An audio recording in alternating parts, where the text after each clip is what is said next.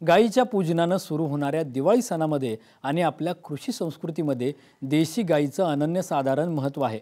पण आज धार्मिक बाबी बाजूला ठेवत गायीचं वैज्ञानिक महत्त्व समजून घेणं जास्त गरजेचं आहे। जंगलात जेवढा वाघ गरजेचा आहे तेवढीच शेतात देशी गाय गरजेची आहे। शेतकऱ्यांनी देशी गायीच्या संपत चाललेल्या वाणाचं जतन करण्यासाठी पुढे येणं जास्त गरजेचं आहे। देशी गायीचं शेण गोमूत्र यामुळे शेतीचं आरोग्य टिकणार आहे, तर दुधामुळे माणसांचं आरोग्य टिकणार आहे। हा विचार घेऊनच वाशिमचे उच्च शिक्षित समाजसेवी शेतकरी रवी मार्शेटवार गेल्या 3 वर्षांपासून धडपडतायत। वाशिम पंचकृषीतल्या युवा शेतकऱ्यांना एकत्र करत त्यांनी जवळपास 100 गीर गायींचं संगोपन सुरू केलंय। गीरच्या दुधाची शहरामध्ये 60 ते 65 रुपये लिटरच्या दराने विक्री होते। शेतकरी आणि ग्राहक हे दोन्ही घटक या चळवळीतून समाधानी आहेत। रवी भाऊंनी उभ्या केलेल्या या अनोख्या चळवळीवर आमचे प्रतिनिधी गजानन भोयर यांचा विशेष वृत्तांत जाणून घेण्यासाठी आज आपण वाशिमला जाणार आहोत।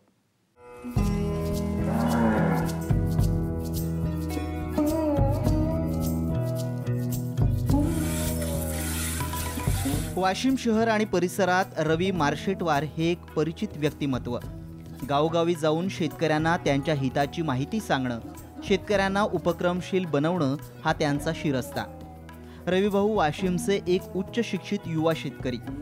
विदेशात नोकरी केल्यानंतर काही वर्षांपासून ते वडिलांप्रमाणे समाजकार्यात उतरलेत। सध्या देशी गाय आणि तिचं शेतकऱ्यांना कृतीतून महत्त्व पटवून सांगण्यात ते व्यस्त आहेत। मागच्या 3 वर्षापासून मी वंदे गोमातरम क्षेत्रीय गट एक स्थापन केलेला आहे आणि लोकांना माझ्या शेतामध्ये मी आमंत्रित करतो।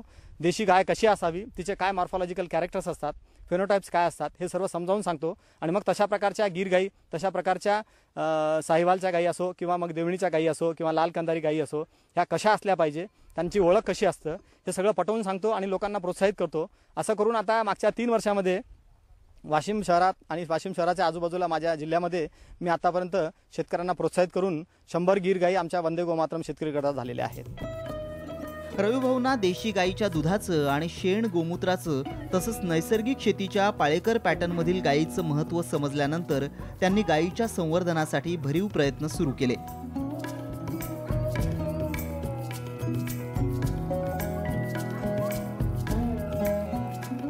गावागावांमध्ये शेतकऱ्यांमध्ये आणि जिथे कुठे कार्यक्रम असला शहरामध्ये, वाशिम शहरात, तिथे जाऊन लोकांमध्ये देशी गायीच्या दुधाचे महत्त्व, देशी गायीच्या ताकाचे महत्त्व, तुपाचे महत्त्व लोकांना समजावून सांगतो आणि लोकांना मग मी जर्सी गायीच्या दुधावरनं किंवा म्हशीच्या दुधावरनं देशी गायीच्या दुधावरती त्यांना घेण्याकरता प्रोत्साहित करतो। आणि असं करून आता मागच्या 3 वर्षामध्ये आमचे अनेक कस्टमर्स, डॉक्टर्स, इंजिनियर्स, प्राध्यापक, लेक्चरर्स हे आपल्या वाशिम शहरामध्ये आमचे कस्टमर झालेले आहेत देशी गायीच्या दुधाचे। वाशिम शहरात नागरिकांना आरोग्याबाबत जागरूक करत असताना देशी गायीच्या दुधाचं उत्पादन वाढणं गरजेचं असल्याचं त्यांच्या लक्षात आलं। मग त्यांनी शेतकऱ्यांना जातिवंत दुधाच्या गीर गो संगोपनाविषयी प्रेरित केलं। त्यांचे गट करून गीर गायी आणून दिल्या। शहरालगत दूध उत्पादन करणाऱ्या इरामन्नू बतुलवार यांनी देखील गीरचं संगोपन सुरू केलंय। मी पहिले म्हशी पाळत होतो, म्हशी पाळून ते पण केलं, पण दूध चांगलं वाटलं नाही आणि रविभाऊ भेटल्यामुळे त्यांच्या संपर्कात आलो। शेतीविषयक माहिती भेटत होती आणि त्यांनी गायीबद्दलही माहिती दिली। गायी म्हणून त्यांनी सोबत येऊन माझ्यासाठी एक गाय घेतली, त्यांनी पण घेतली। असे मिळून 5-6 शेतकरी मिळून एक गाय, 2-2 गायी घेऊन आलो। रविभाऊंनी एका वेळेस दुधाचा ग्राहक आणि दूध उत्पादक शेतकरी या दोघांना जागं केलं। त्यांच्यामध्ये ते स्वतः दुवा बनले। ग्राहकांना देशी गायीच्या दुधाच्या सेवनाची फारशी सवय नसल्यानं त्यांना अनेक अडचणींना सामोरं जावं लागलं।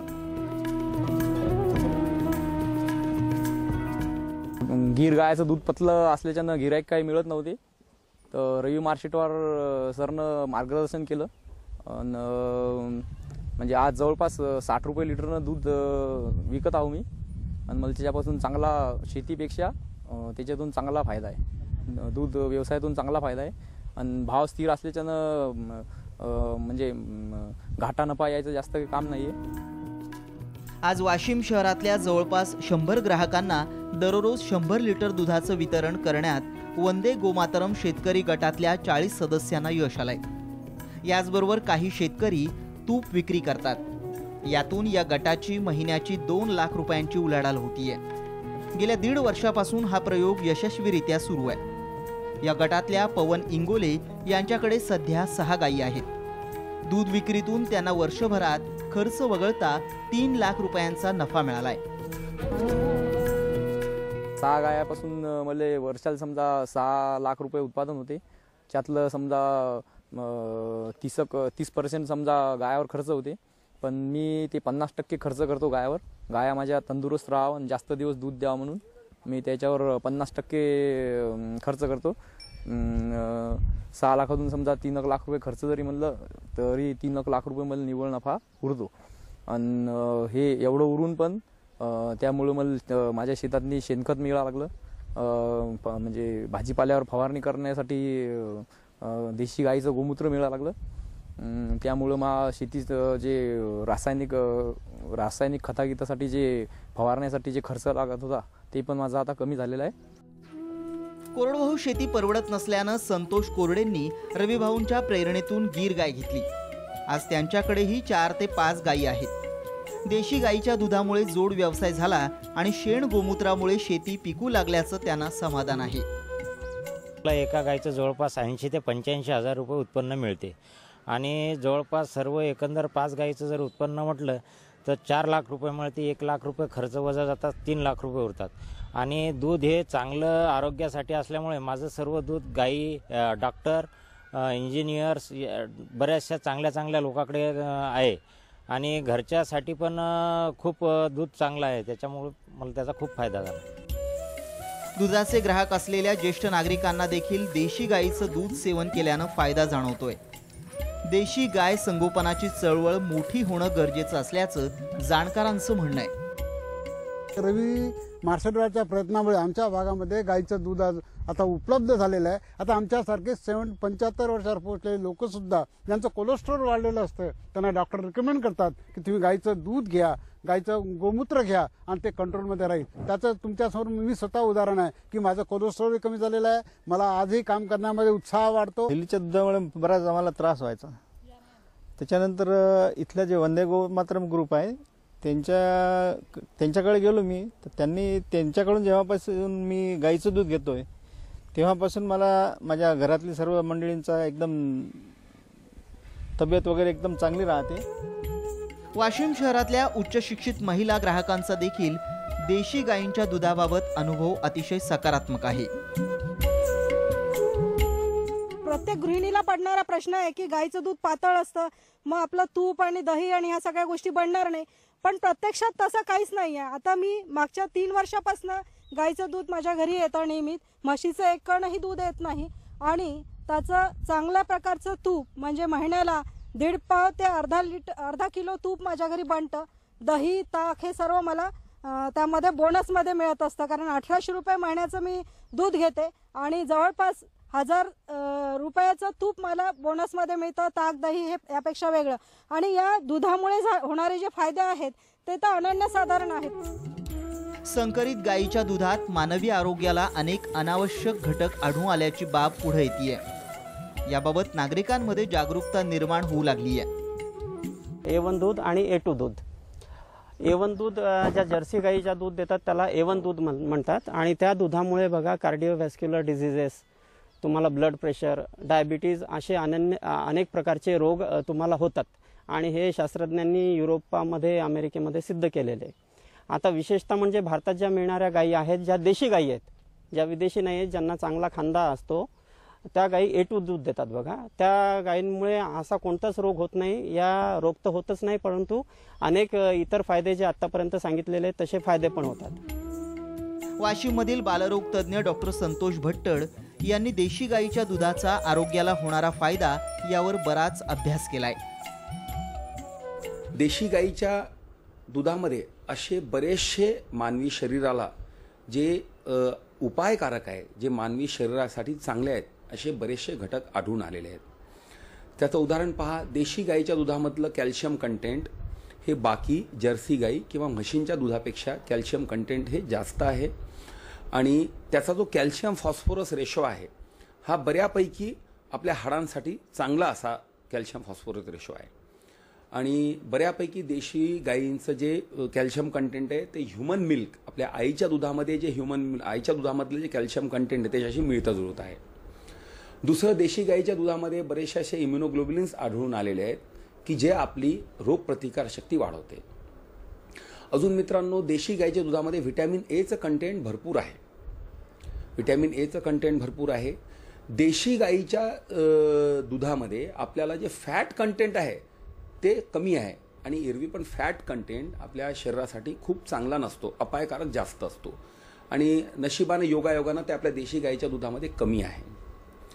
त्याच्यानंतर आणखीन एक मित्रांनो असा एक बीटा केसोमॉर्फिन 7 नावाचा एक घटक आहे. तो आपल्या देशी गाईच्या दुधामध्ये नाही आहे आणि हा घटक मानवी शरीराला थोडा हानिकारक असा आढळून आलेला आहे. रिसर्चवरून असं आढळून आलेलं आहे की हा घटक शरीरासाठी हानिकारक आहे आणि दुसऱ्या ज्या जर्सी गायी आहेत त्यांच्या दुधामध्ये हा घटक भरपूर प्रमाणामध्ये आढळलेला आहे. आईच्या दुधामध्ये जे गुण आहेत आणि आईचं दूध जसं बाळाला पोषक आहे तसं तितकंच पर्सेंटेज त्याच प्रमाणात गाईच्या दुधामध्ये पण आहे. म्हणजे गाईचं दूध आणि आईच्या दुधामध्ये जास्त फरक नाही आहे. रवी भाऊंकडे 2 गीर गायी आहेत. अगोदर स्वतः गीरचं संगोपन करून त्याचा अभ्यास आणि अनुभव त्यांनी घेतलाय.